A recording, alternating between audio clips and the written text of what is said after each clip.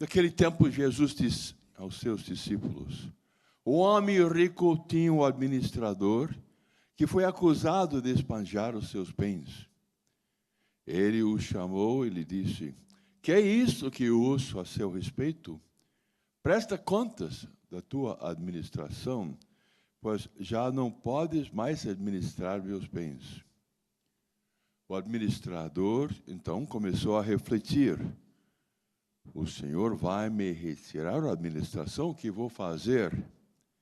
Para cavar, não tenho forças. De mendigar, tenho vergonha. Já sei o que vou fazer. Para que alguém me receba em sua casa quando eu for afastado da administração.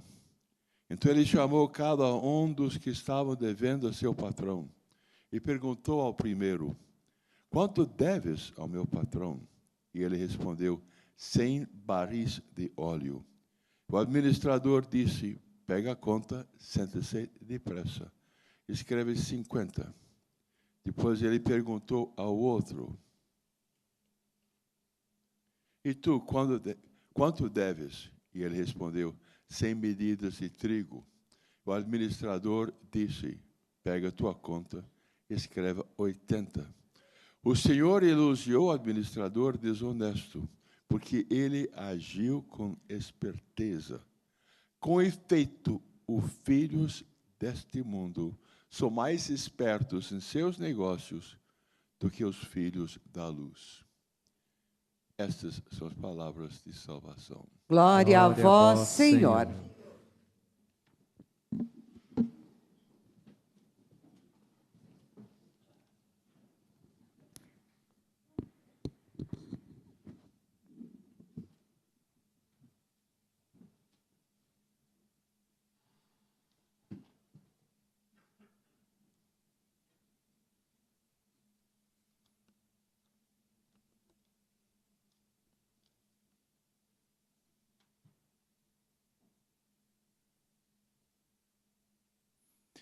O Salmo de número 8.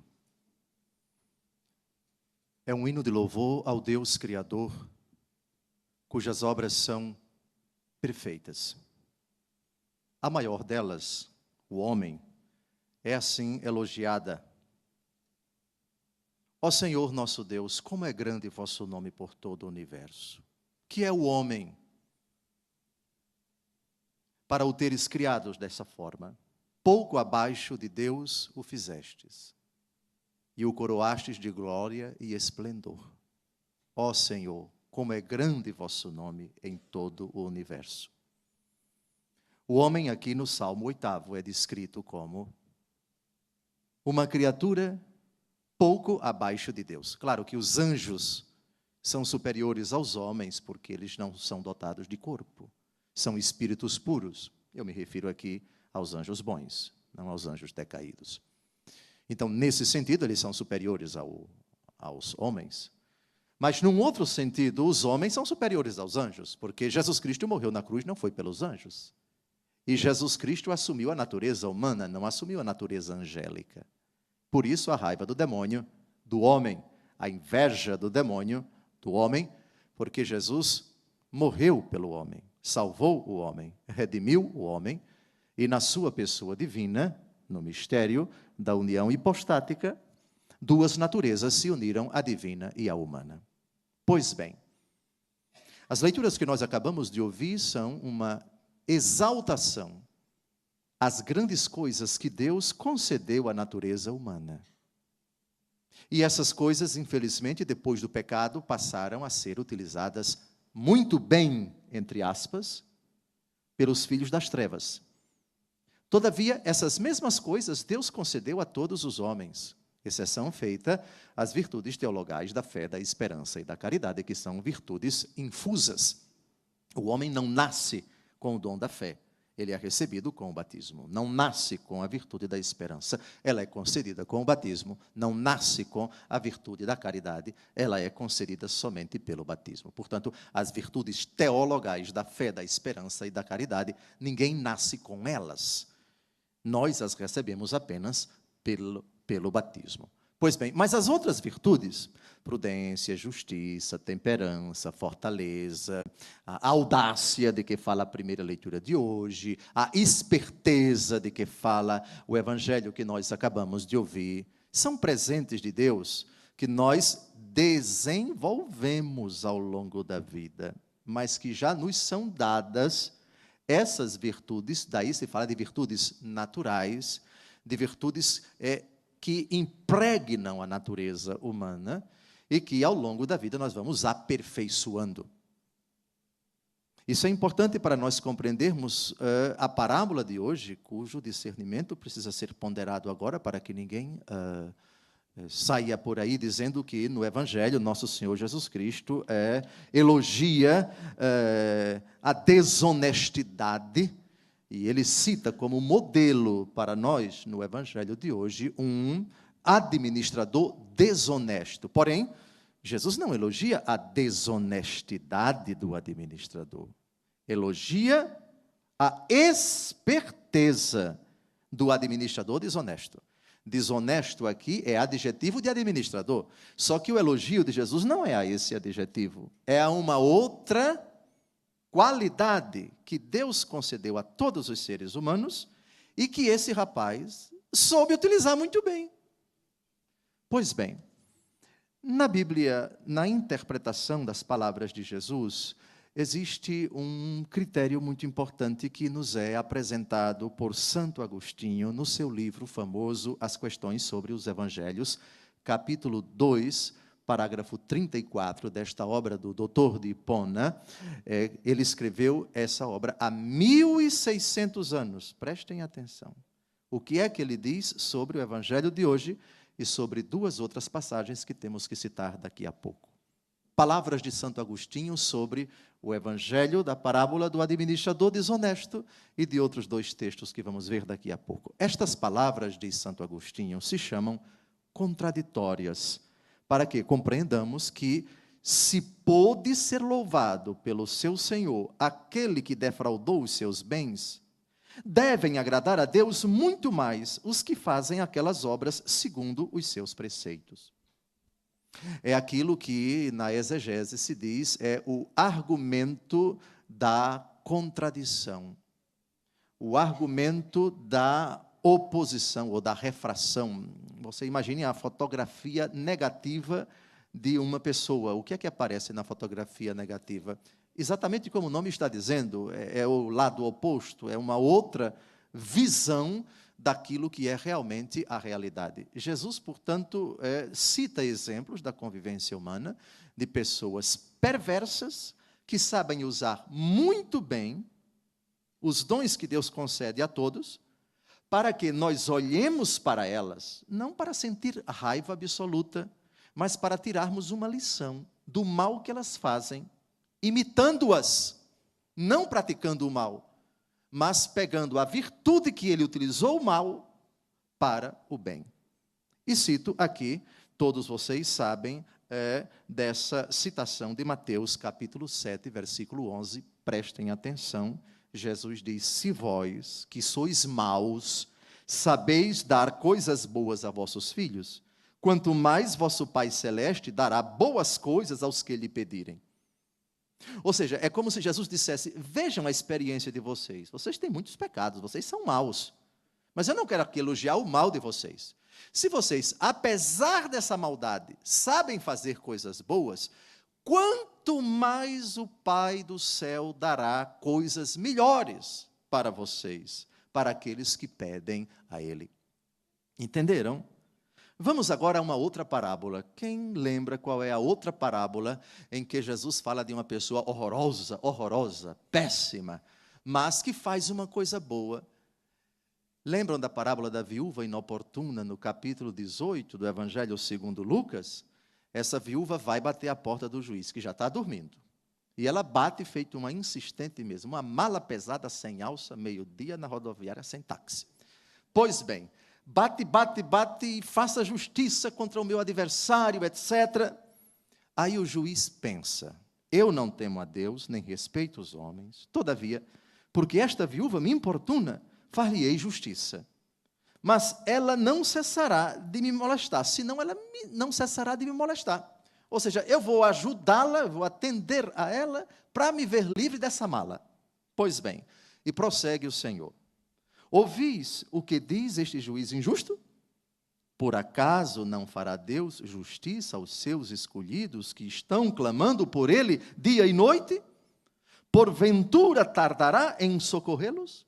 Digo-vos que em breve lhes fará justiça.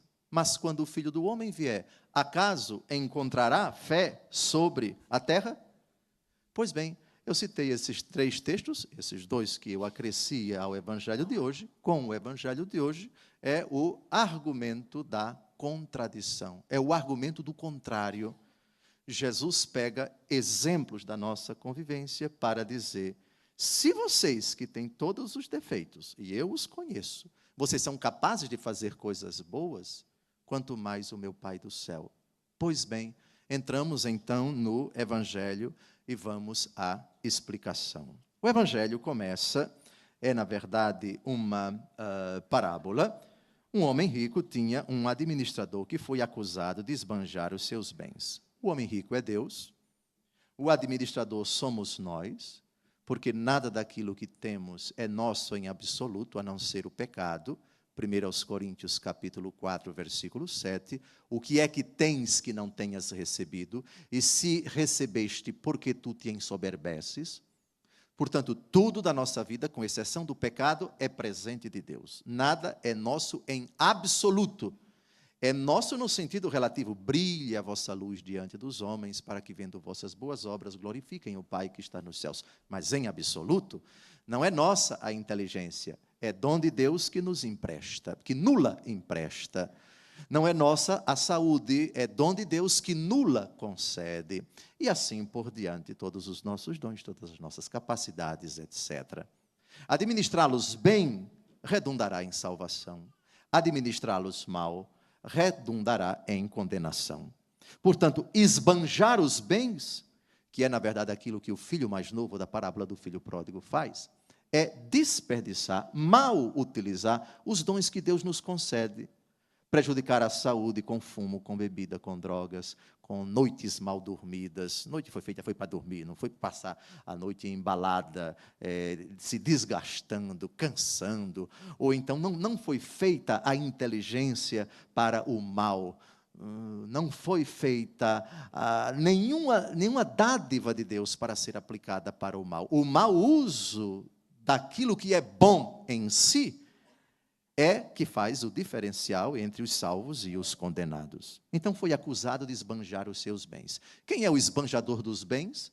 É aquele que utiliza as capacidades, os dons, os talentos de Deus para o mal, para o pecado.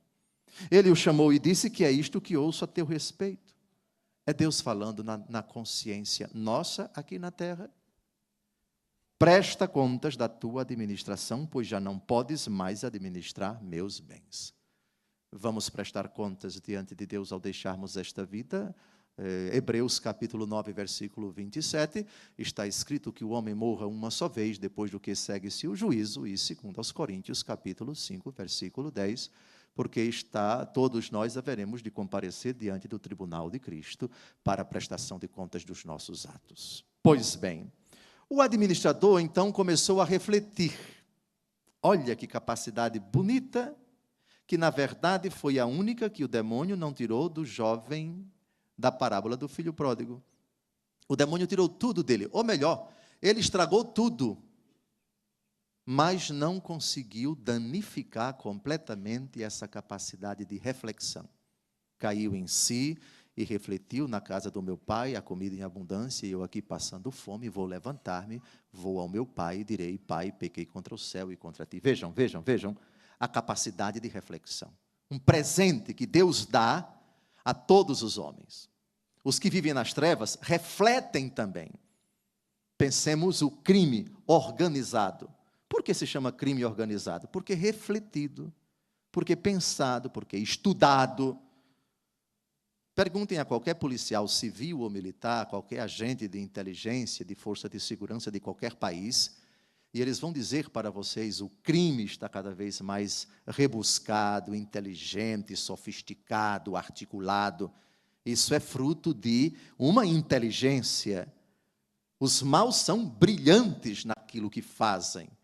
Só o vagabundo, ladrão de galinha, ou aquele ladrão tresloucado que vai roubar um supermercado e fica entalado lá no coisa lá do ar-condicionado, um pateta que comete um trapalhão, um pastelão mesmo de novela mexicana. Bom, ordinariamente, o mal não é isso, não. O mal é inteligente, o mal é astuto, o mal é muito bem elaborado, tem uma estrutura, tem uma sofisticação. Pois bem, ele começa a refletir. O Senhor vai me tirar a administração. O que vou fazer?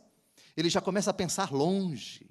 Ele já começa a pensar depois do dia que foi despedido. E ele reflete, o que é que eu vou fazer? Para cavar não tenho forças, mendigar tenho vergonha. Ou seja, passou a vida todinha na vagabundagem, acomodou-se com a vida mansa, pensou que aquilo ia perdurar por muito tempo. Todavia, ele não se entrega, não, ele já pensa longe. Pensar longe, pensar nas consequências. Já tiramos uma lição daí. Tudo aquilo que eu faço nessa vida vai ter uma repercussão na eternidade. Eu não posso, praticando o pecado, vivendo nas trevas, pensar somente nesta vida. Porque cada coisa que eu penso, que eu digo, que eu faço, ou que eu deixo de fazer, vai ter uma repercussão no dia do meu juízo. O que eu vou fazer? Já sei o que fazer, para que alguém me receba em sua casa quando eu for afastado da administração. O cristão já pensa nessas palavras, esse desgraçado, espertalhão, já está pensando em algo para essa vida. Pois essa capacidade de reflexão, eu devo utilizá-la para pensar naquele que um dia eu espero que me receba na eternidade. A casa dele, a casa do meu pai, há muitas moradas. Pois bem, ele chama cada um dos que estavam devendo ao patrão e perguntou ao primeiro, ou seja, cúmplices, eram ladrões como ele, faziam parte de uma máfia, todos culpados. Aí ele vai inteligentemente e diz, quanto deves ao meu patrão? Perceberam aqui a sutileza? Ele não disse, você é ladrão como eu. Ele mandou um recadinho bem sutil. Quanto você deve ao meu patrão? Foi um recado, eu vou cair, mas você vai também. Entenderam aqui a inteligência? Há muitas maneiras de você dar um recado para uma pessoa sem que ela nem perceba. É a tática do morcego. Você chupa e fica abanando e você nem percebe o que está por detrás daquela palavra. E ele responde, 100 barris de óleo.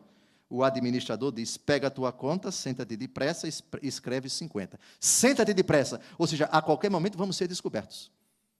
E ao colocar 50, o ladrão que devia 100 vai se sentir grato a ele, vai ficar calado para não dedurar, e ainda esse que lhe fez essa pergunta e fez essa proposta de assinar 50, mais na frente vai cobrar dele.